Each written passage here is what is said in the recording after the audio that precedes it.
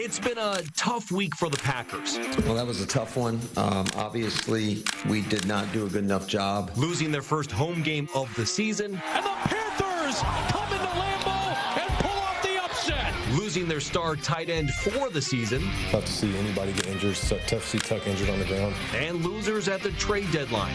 They're not sending a bunch more draft capital. That's not the Green Bay way, right? And now, the defending Super Bowl champs. It's over. The Philadelphia Eagles have won Super Bowl 59. The Philadelphia Eagles come into Green Bay with the best record in the conference. This Philadelphia Eagles team might be the real deal, especially. And their eyes on Lombardi's prize.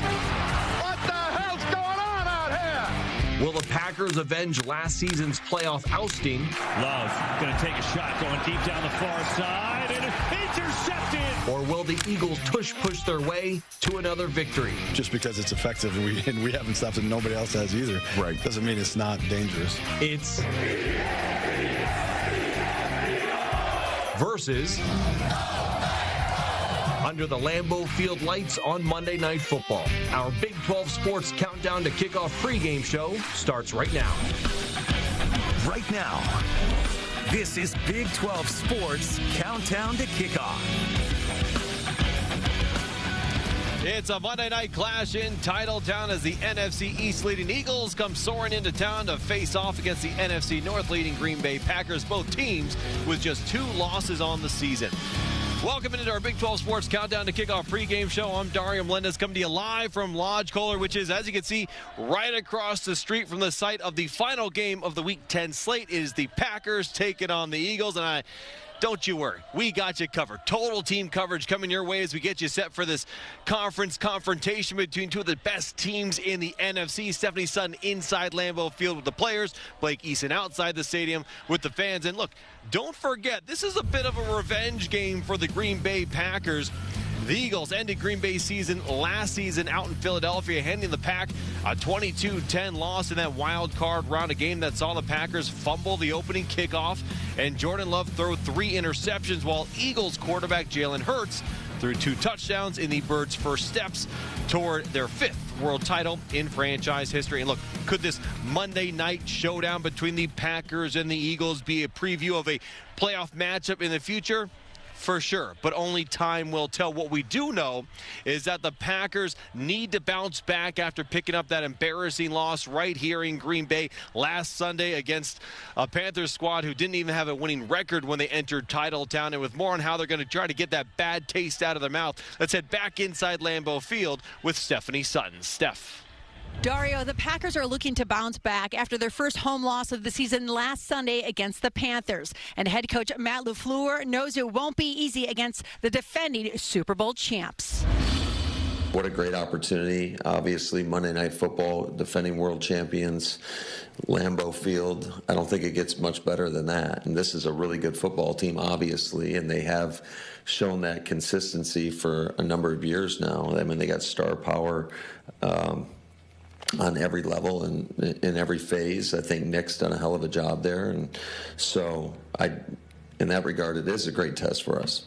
The Packers will face that test without one of their biggest weapons. The team announcing that Tucker Kraft's season is over after he tore his ACL during last Sunday's loss to the Panthers. And this is a big loss for the Packers because not only does Kraft lead the team in receiving yards, but also in receiving touchdowns. You know, I think there's a lot of things that Tucker did a very good job of, whether it's blocking, obviously his impact in the passing game, but I think all those things will be missed by him. So it's, I think it's on, everybody in that tight end room and other receivers, things like that, to step up. Not only are they going to miss Tucker Kraft's production here on the field, they're going to miss his leadership in the locker room. Dario, back to you.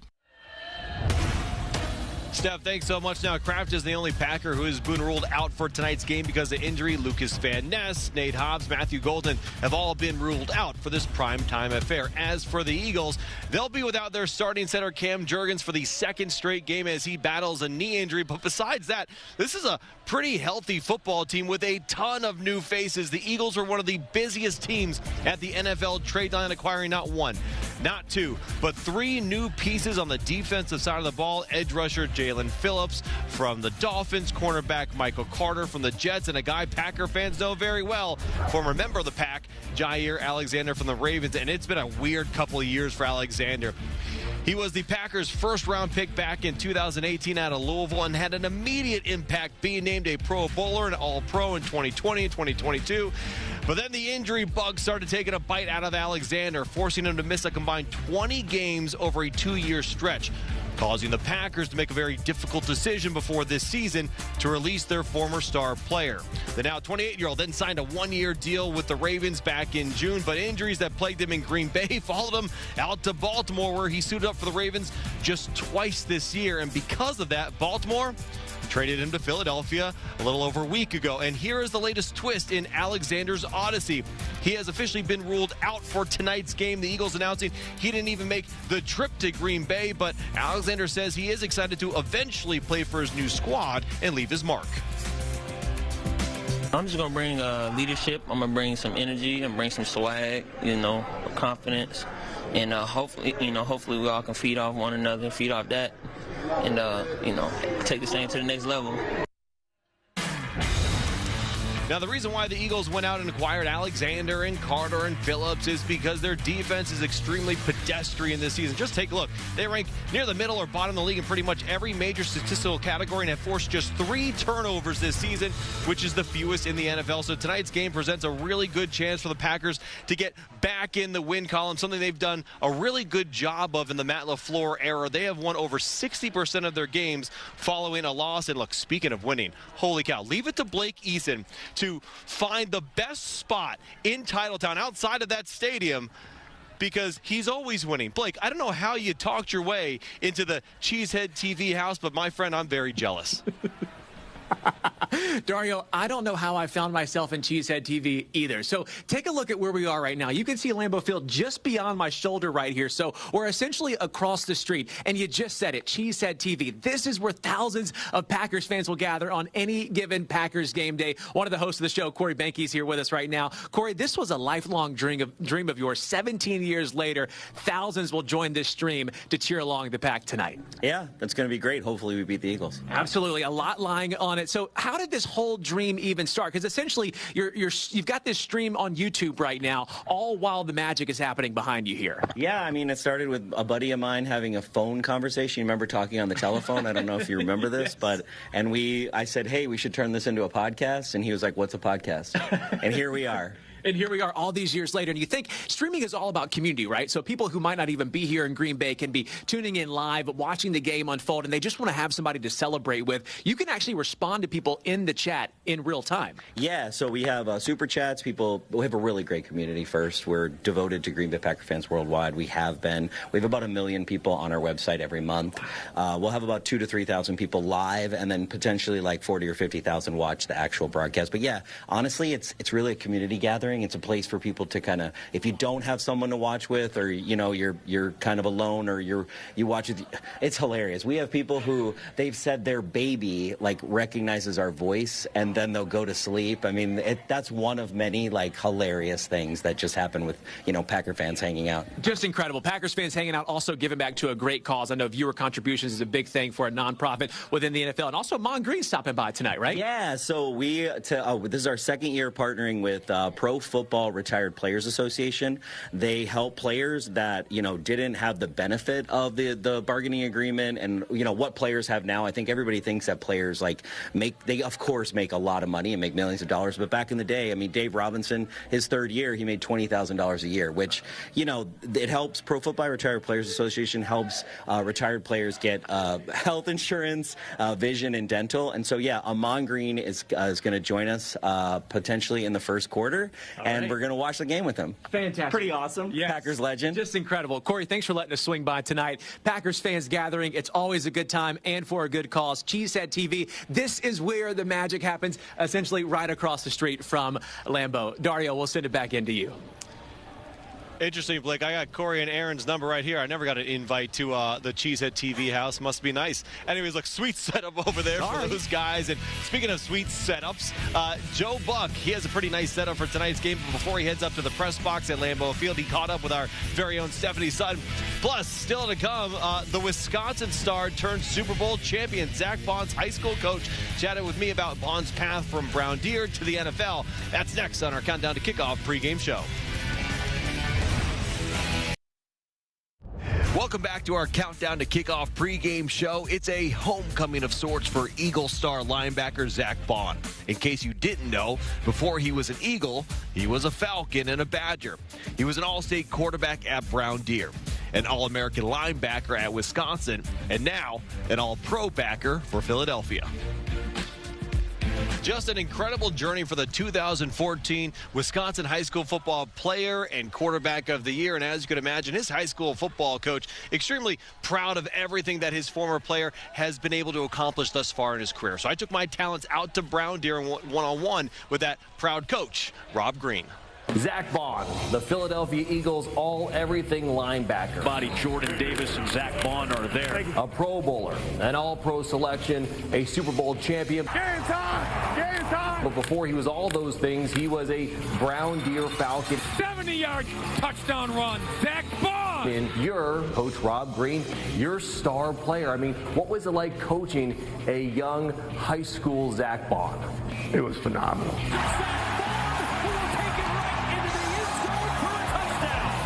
It was one of the greater memories that I have in a 2-year span of coaching football for 22 years here.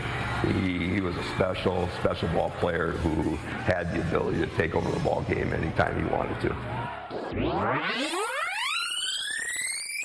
With the 74th pick in the 2020 NFL Draft, the New Orleans Saints select Zach Bond, linebacker, Wisconsin. Look, he was a stud for Wisconsin. 32 combined sacks and tackles for losses last year. But he was a high school player of the year as a quarterback at Brown Deer High School in Wisconsin. Is there a moment during his senior year when you were coaching him on the field that really stands out to you still all these years later? I think the game his senior against Pewaukee, the second time we played him in 7 days, where he put up 6 touchdowns in that game. And that was one of the more memorable games down here in our stadium. Pretty electric crowd, and he definitely put on a show.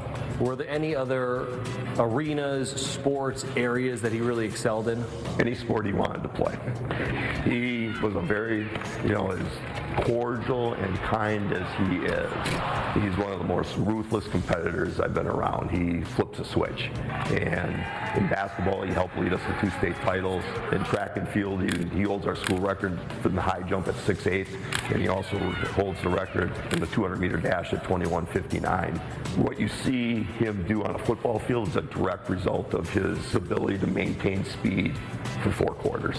His secret to the 200 is once he was up to speed, he could hold it. And he does the same thing when you watch him sideline to sideline with Philadelphia. 70-yard touchdown run, Zach Bond! Now, I know you're a Packers fan, and there's a big Monday night clash on WISN. It's Zach Bond and the Philadelphia Eagles versus your Packers. I want you to forget your Packer fandom. As Zach's former coach, what would you tell him entering that game? To get after our Packers. I saw him this summer, and I said I'm always going to be a Packer fan, but I'm a Zach Bond fan first. So I ended the conversation with "Go Birds," and he was pumped. Yeah, he says, and so he was pretty fired up. Gotta love Coach Green's loyalty to his former player. Just goes to show sometimes relationships are bigger than fandom. Anyways, we got a lot more to get to on our Big 12 Sports Countdown to Kickoff pregame show. With this being a prime time affair, some of the biggest NFL broadcasting personalities are right here in Titletown. What one of them is saying about the Pack and what they need to do to get back in the win column. That's next. Don't go anywhere. Welcome back to our Countdown to Kickoff pregame show. Here's a look inside Lambeau Field before this primetime affair between the Packers and Eagles. And a primetime game brings primetime coverage. You can see ESPN set right there in our 12 Sports Stephanie Sun with one-on-one with the man calling tonight's game for the mothership, Joe Buck. Steph? Dario, joining me now is Monday Night Football announcer Joe Buck. Thank you for joining us. Absolutely. Yeah, it's good to be here. It's fun. You know, you come up here, it's different than any other NFL experience for us. It feels almost collegiate. We're right here in this hotel, right across from the stadium, kind of walk to work kind of deal. So it's great. I know you spoke to both Matt LaFleur and Jordan Love leading up to this game. Anything interesting coming up from those conversations? I mean, I think, you know, you can tell the urgency that both sides really want this game. I think for Philadelphia, they want to just build on what they did before their bye. They're coming off a bye. And I think for Green Bay, it's pretty obvious, but get rid of the inconsistency. I mean, when you look at the season that they've had this unbelievable start, including beating Detroit and doing it handily. And then, you know, losing to Cleveland and losing to Carolina. You know, I just got a sense from Matt that he was still chewing on that. We talked to him a couple days ago and couldn't wait to get back out there and get back to work. So, you know, I think they want to get Jordan started off strong, maybe some safe throws to get him going. And I do think both teams are going to lean on their top running backs in this game. Jordan Love has had some great games this season and some average games this season. Where do you rank him among his peers? I mean, he's in the top group. There's no doubt about that. And he's in year 3 of starting. I think what we noticed, at least what I noticed when we talked to him, is kind of the next level of leadership. And I feel like he's very comfortable running this offense. I get the sense that he's a really content, happy quarterback that's got a world of talent. And I think sky's the limit for him. I mean, it takes time. I think we're all kind of used to just instant gratification. But this is year 3 as the starter. And I think we will see more really, really good than any of the kind of clunkers that have happened, you know, twice this season.